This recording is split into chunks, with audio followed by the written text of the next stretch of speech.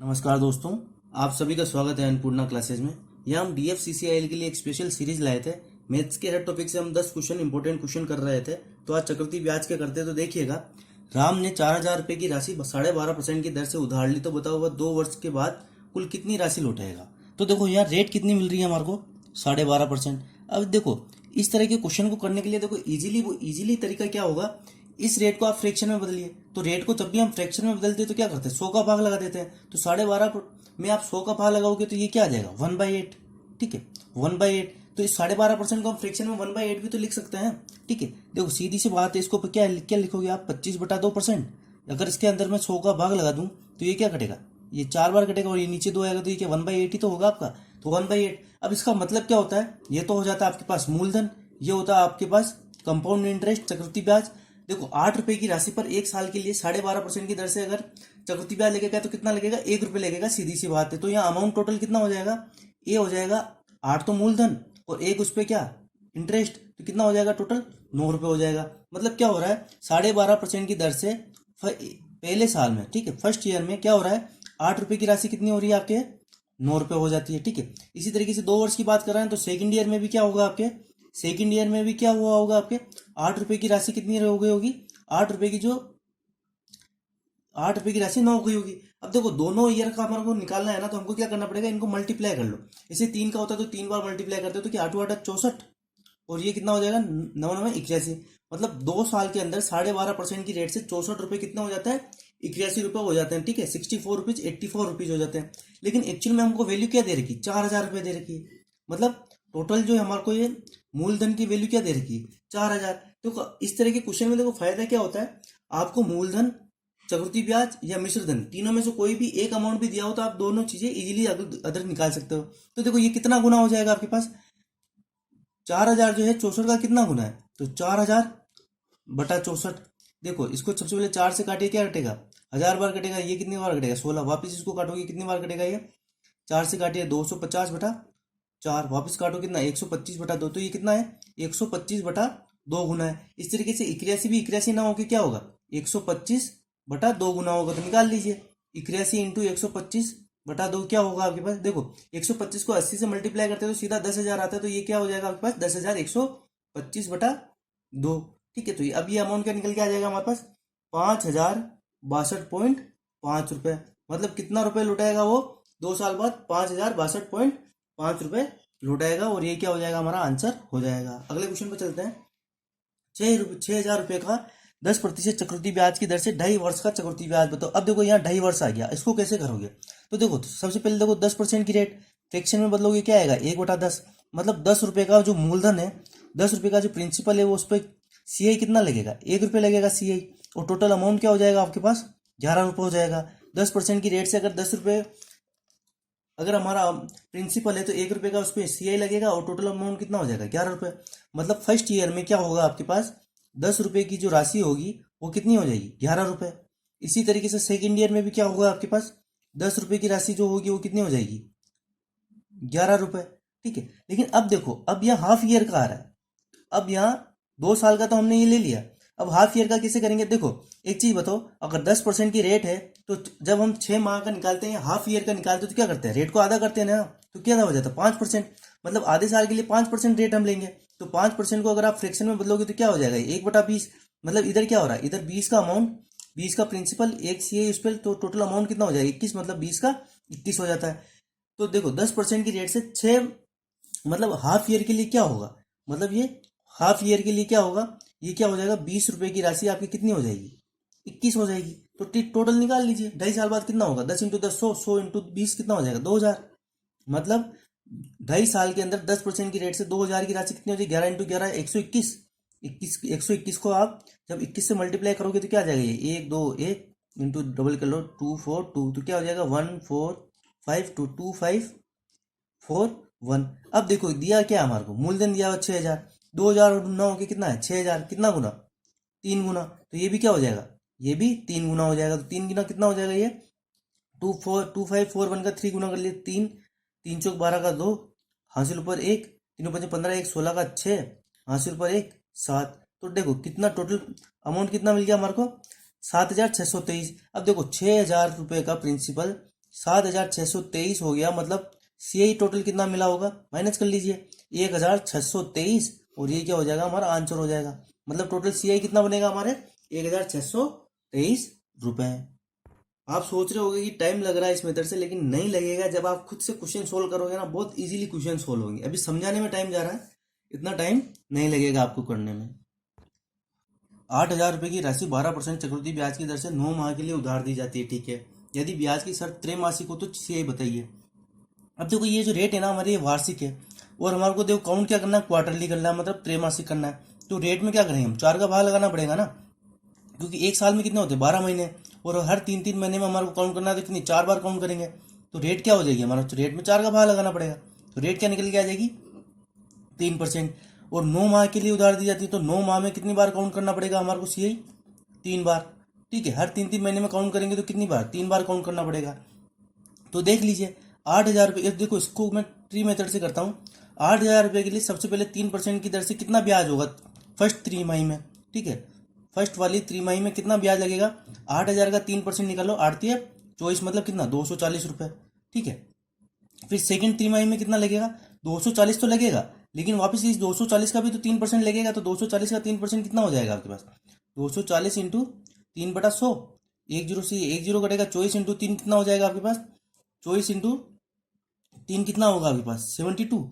तो ये कितना वापस प्लस 7.2 भी ब्याज लगेगा। और वापस थर्ड तिमाही में कितना, 240 तो लगेगा है, लेकिन साथ में इस पे कितना, इसका ब्याज 7.2, इसका भी ब्याज 7.2, और साथ ही साथ इस वाले अमाउंट पे भी तो ब्याज लगेगा।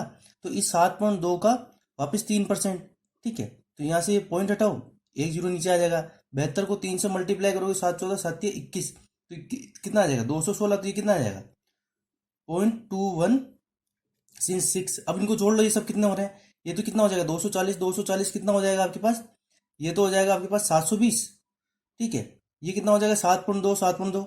72 को आप 3 से मल्टीप्लाई करोगे तो कितना आता है, 72 को देखो 7×21, तो ये कितना आ जाएगा सीधा 21.6, ठीक है। प्लस ये कितना आ जाएगा 0.216, जोड़ लो इन सबको, ये आपका टोटल क्या आ जाएगा सीआई आ जाएगा, और ये क्या हो जाएगा आंसर हो जाएगा। 720 और 21 कितना होता है आपके पास, 720 और 21 कितना हो जाएगा आपके पास 741, और साथ में क्या हो जाएगा ये, देखो ये तो हो गया 741, और साथ में क्या है आपके पास 0.6, तो इसमें आपके 216 और जोड़ना आपके, तो क्या हो जाएगा 618.147। तो ये क्या हो जाएगा आपके पास 741.816, और ये क्या हो जाएगा आपका आंसर हो जाएगा, ठीक है। दोनों मेथड मैंने बता दिए। जब उससे आपको लग रहा हो कि लेंथी होगा, तो आप इस मेथड से कर लीजिए, आपका क्वेश्चन हो जाएगा। और एक चीज और, सीआई के क्वेश्चनों को कभी भी जल्दबाजी में करने की कोशिश मत करना, आपको टाइम लगेगा इसमें, ठीक है। इस कुछ ये ऐसे क्वेश्चन नहीं है कि आप चाहो कि हलवा है कि 2 सेकंड में हो जाए। तो अगर क्वेश्चन ही ईजी आए तो बात अलग है, बाकी अगर ट्रिकी क्वेश्चन दिया तो उसमें थोड़ा टाइम जरूर लगेगा। अगले क्वेश्चन पे चलते हैं। कोई राशि चक्रवृद्धि ब्याज की वार्षिक दर से 2 वर्ष में तिगुनी हो जाती है, ठीक है। तो बताओ वो कितने वर्ष में 9 गुनी हो जाएगी। तो देखो तिगुनी का मतलब क्या होता है कि 1 से 3 हो जाती है, कितने साल में, 2 साल में। देखो चक्रवृद्धि ब्याज में हमेशा है ना समान रेशियो में बढ़ता है। अगर 2 साल के अंदर 1 से 3 हुई है ना, तो अगले 2 साल में भी क्या होगा, वो 3 गुना ही होगी। तो इधर 1 से 3 गुना, तो इधर इस वापस 3 गुना होना मतलब 9 गुना हो जाएगी। तो सीधी सी बात है, अगर 2 वर्ष में 1 से 3 हो रही है, तो 4 वर्ष में कितनी हो जाएगी, 1 से 9 हो जाएगी। तो देखो यहाँ पे भी रेशियो कितना, 1:3, और यहाँ पे भी रेशियो आप निकालो 1:3। मतलब हर एक समय अवधि, मतलब एक निश्चित समय अवधि में एक निश्चित अनुपात से बढ़ती है आपकी चक्रवृद्धि ब्याज, ठीक है। तो आपके 9 गुना होने में कितना टाइम लगा आपको, 2 + 2 कितना 4 वर्ष, और ये क्या हो जाएगा आपका सीधा सा इसका आंसर हो जाएगा, ठीक है। अगला क्वेश्चन देखिएगा। कोई राशि 4 वर्ष में 2 गुनी हो जाती है, ठीक है। मतलब 1 से 2 होने में कितना टाइम लग रहा है उसको, 4 वर्ष, ठीक है। तो अब एक चीज बताओ, वापस 1 से 2 गुनी होने में, 2 से 4 होने में वापस कितना लगेगा, 4 वर्ष। वापस 2 गुनी मतलब 4 से 8 होने में कितना वर्ष लगेगा, वापस 4 वर्ष। वापस 2 गुनी मतलब 8 से वापस 16 होने में कितना वर्ष लगेगा, 4 वर्ष। तो देखो 1 से 16 गुनी होने में कितना वर्ष लगा इसको, 4 + 4 + 4, तो कितना 16 वर्ष लगे, और ये क्या हो जाएगा आपका इसका आंसर हो जाएगा। यहाँ पे भी देखियो 1:2, यहाँ पे भी 1:2, यहाँ पे भी 1:2, और यहाँ पे भी 1:2। तो देखो समान अनुपात में बढ़ती है, ठीक है। आगे चलते हैं। कोई राशि 8% की दर से 2 वर्ष के लिए उधार दी जाती है। यदि चक्रवृद्धि ब्याज और सरल ब्याज का अंतर 320 रुपये हो तो राशि बताओ। अब देखो, जब भी आपको चक्रवृद्धि ब्याज और सरल ब्याज का अंतर दे देना 2 साल के लिए, तो अब बेसिक से भी आप कर लोगे, इजीली हो जाएगा। लेकिन डायरेक्ट इसका फॉर्मूला बता देता हूँ, D = PR² अपॉन 100²। ठीक है, इजीली फॉर्मूला है इसलिए बता रहा हूँ। डिफरेंस क्या आपका 320, पी क्या हो जाएगा आपके पास, टोटल प्रिंसिपल कितना हमको निकालना है। ठीक है, प्रिंसिपल ही तो निकालना है। रेट कितनी देर की 8, तो 8 ये कि 8 का स्क्वायर हो जाएगा। ठीक है, ये 8 का स्क्वायर अपॉन नीचे क्या हो जाएगा 100 का स्क्वायर। सोल्व कर लीजिए इसको, आपका आंसर आ जाएगा 320 into P into sorry equal में पी इंटू 8 का स्क्वायर कितना होगा 64/100 इंटू 100। ठीक है, 64 से इसको काटो कितनी बार कटेगा 5 बार। तो प्रिंसिपल कितना हो जाएगा आपके पास 50, क्या 500 इंटू 100, तो कितना हो जाएगा ये 50,000। और ये क्या हो जाएगा आपका इसका आंसर। किसी धन का 10% की दर से 3 वर्ष का चक्रवृद्धि ब्याज 1655 रुपये हो, तो इसी दर से 2 वर्ष का चक्रवृद्धि ब्याज क्या होगा। अब देखो, रेट कितनी दे रखी है हमारे को 10%। ठीक है, और क्या कह रखा उसने 3 वर्ष का चक्रवृद्धि ब्याज, 3 वर्ष का चक्रवृद्धि ब्याज 1655 रुपये। ठीक है, मतलब सीआई कितना, 3 साल का सीआई कितना हो गया हमारे पास 1655 रुपये। अब एक चीज बताओ, 10% की रेट से इसको हम फ्रैक्शन में बदले तो 1/10, मतलब देखो फ्रैक्शन में ना भी बदलो तो सीधे करते। देखो 10% की रेट से एक चीज बताओ मुझे, पहले साल में कितना ब्याज मिला होगा 10% ही मिला होगा। ठीक है, पहले साल तो 10% ब्याज मिला होगा ना, कोई भी अमाउंट रही होगी उस पर। सेकेंड साल में क्या होगा 10% तो मिला ही होगा, लेकिन साथ में इसका भी 10%, मतलब इसका कितना, इसका 10% कितना हो जाएगा एक। तीसरे साल में क्या होगा 10% तो मिला ही होगा, लेकिन क्या इसका भी 1%, इसका भी 10% प्लस 1%, और साथ में इसका भी 10%, मतलब कितना 0.1%। तो 3 साल का टोटल ब्याज कितना रहा होगा हमारे पास, इन सबको जोड़ लो 33.1%। ठीक है, तो 33.1% तो हमारा कितना 3 साल का ब्याज रहा होगा। लेकिन इसी तरीके से हम देखें तो अगर 2 साल का सीआई कितना रहा होगा 21% रहा होगा। ठीक है, तो अब एक चीज देखो, 3 साल का सीआई 1655 है, मतलब 33.1% की वैल्यू आपको कितनी दे रखी है 1655। लेकिन हमको क्या चाहिए 2 साल की सीआई निकालना, मतलब 21%। तो सीधी सी बात है, जब 33.1% की वैल्यू 1655 है, तो 21% की वैल्यू कितनी हो जाएगी, तो निकाल दीजिए 1655/33.1 इंटू 21। ठीक है, ये ना, ये पॉइंट हटाइए, क्या आएगा 0। इसको काटोगे आप, इससे कितनी बार कटेगा ये 5 बार कटेगा। ठीक है, 210 को 5 से मल्टीप्लाई करो आप, कितना आ जाएगा ये आपके 1050 रुपए। और ये क्या हो जाएगा आपका सीधा से इसका आंसर हो जाएगा। ठीक है, क्वेश्चन को जितना जल्दी हो इजीली करना सीखो। ठीक है, कोई राशि 2 वर्ष में 4,500 रुपये हो जाती है तथा 4 वर्ष में 7,500 हो जाती है, तो वह राशि क्या होगी। देखो कुछ अमाउंट रहा होगा, ये क्या होगा, ये 2 साल के अंदर 2 वर्ष के अंदर कितना हो गया ये 4,500। फिर वापस अगले 2 वर्ष में, मतलब टोटल 4 वर्ष में तो कह रहा है, देखो यहाँ 2 वर्ष में 4500, अगले 2 वर्ष में वापस कितना हो गया 7,500। देखो यही तो कहना चाह रहा है कि 2 साल में 4500 हो गया और 4 वर्ष में कितना हो गया 7500। मतलब देखो समान, मैंने आपको क्या बताया कि हर मतलब समान समय में समान अनुपात में बढ़ता है। तो 4500/75, ये कितना हो गया आपके पास 3:5 होगा ना, 15 से काटिए तो कितना 15×3 = 45, 15×5 = 75, मतलब 3:5। मतलब पहले अगर बाद के 2 सालों में 3:5 में ये बढ़ा है, तो यहाँ पे भी तो 3:5 ही रहा होगा आपका। तो अगर 5 की वैल्यू अगर आपके पास 4500 है, तो निकाल दीजिए 3 की वैल्यू क्या रही होगी 4500/5 इंटू 3। इसको काटोगे कितनी बार कटेगा 900, 9 3 27, मतलब ये स्टार्टिंग वाला अमाउंट कितना होगा आपके पास 2700 रुपये रहा होगा। और ये क्या हो जाएगा आपका सीधा से इसका आंसर हो जाएगा। देखो चक्रवृद्धि ब्याज हमेशा समान अनुपात में बढ़ेगा। ठीक है, स्टार्टिंग के 2 सालों में अगर 3:5 में बढ़ा है, तो अगले 2 सालों में भी ये 3:5 के अनुपात में ही बढ़ेगा। तो जब हमको ये 2 चीजें पता है, तो हम ये चीज आराम से यहाँ निकाल सकते हैं। किसी व्यक्ति ने 5% वार्षिक दर से चक्रवृद्धि ब्याज पर 3 वर्ष के लिए 6,000 रुपये का ऋण लिया। ठीक है, उसने पहले 2 वर्षों में प्रतिवर्ष 2100 रुपये वापस किए। ऋण से मुक्त होने के लिए उसे तीसरे वर्ष में कितनी राशि देनी होगी। अब देखो टोटल अमाउंट कितने का आपके पास 6,000 रुपये का। पहले साल के लिए हम काउंट करते हैं। पहले साल में क्या होगा 5% ब्याज लगेगा, तो 5% ब्याज लगेगा, तो 6,000 का 5% कितना होगा आपके पास 300 रुपये। तो अमाउंट टोटल कितना हो जाएगा 6,300। अब 6,300 में से जब उसने पहली किस्त चुकाई 2100, तो कितना बच गया 4200 का अमाउंट बच गया। ठीक है, अब एक चीज बताओ, अब सेकेंड ईयर के लिए वापस 4200 रुपये, 4200 रुपये वापस 5% ब्याज लगेगा, तो 4200 का 5% ब्याज कितना हो जाएगा 4200 पर 5% वापस ब्याज जुड़ेगा, तो ब्याज कितना हो जाएगा। देखो 4200 का 5% कितना होगा 210। तो अब टोटल कितना अमाउंट हो जाएगा हमारे पास, ये अमाउंट हो जाएगा 4,400 10 रुपये। अब 4,410 में से जब ये वापस सेकंड किस्त चुकाएगा 2,100 रुपये की, तो अब अमाउंट कितना बच जाएगा? अब हमारे पास अमाउंट बच जाएगा 2,310 रुपये। एक चीज बताओ, 2 साल के बाद कितना अमाउंट बचा? 2,310। अब इस 2,310 पर वापस 5% ब्याज लगेगा ना तीसरे साल। 2,310 का 5% कितना हो जाएगा आपके पास?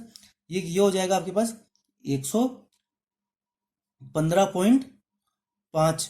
ठीक है, यही होगा ना। तो टोटल कितना अमाउंट बन जाएगा? ये 2,310 प्लस 115.5 कितना हो जाएगा? 5.524 तो लास्ट में अंतिम किस्त उसको कितने की चुकानी पड़ेगी? 2,425.5 रुपए की उसको किस्त चुकानी पड़ेगी, और ये क्या हो जाएगा? हमारा आंसर हो जाएगा। अब देखो, आप यहाँ कंफ्यूज मत होना, क्योंकि हमने एक एक साल का हिसाब किया है ना, इसलिए मैंने इसको आप सिंपल इंटरेस्ट से भी निकालोगे तो कोई दिक्कत नहीं होगा, क्योंकि एक साल का आपका सीआई और एसआई दोनों बराबर होता है। ठीक है, एक साल के लिए जब भी आप काउंट करोगे ना, तो आपके सीआई और एसआई दोनों बराबर ही होगा।